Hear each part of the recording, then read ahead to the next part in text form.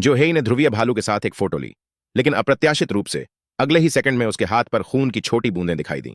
पहले तो उन्होंने इसे गंभीरता से नहीं लिया, उन्हें लगा कि यह महज मच्छर का काटना है।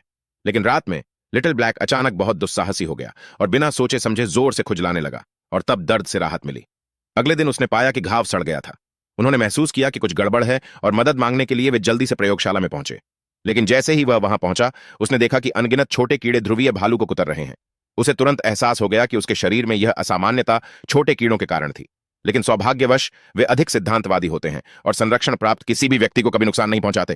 फिर जोहेई ने फिर से निशान की जांच की और पाया कि चोट और भी गंभीर हो गई थी, लेकिन वह ध्रुवीय भालू की तरह नहीं बनना चाहता था।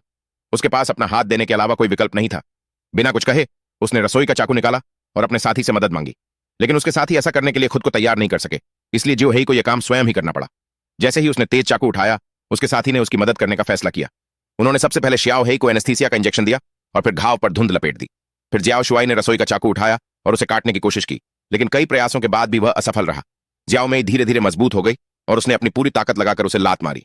जिन्नी चाकू ने सफलतापूर्वक अग्रबाहु को अलग कर दिया और फिर उन्होंने तुरंत जियाओ हेई को आराम करने के लिए ले जाया। श्याओमी ने दर्द निवारक औषधीय फूलों की भी तलाश शुरू कर दी, लेकिन अप्रत्याशित रूप से उसे पता चला कि श्याओ हेई की चोट का असली कारण वास्तव में एक प्राचीन कीट था।